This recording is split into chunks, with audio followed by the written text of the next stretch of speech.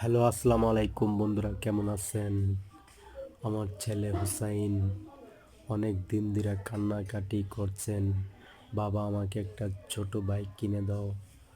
ওকে নিয়ে মার্কেটে গেলাম, মার্কেট থেকে ছোট একটা বাইক কিনে আনলাম।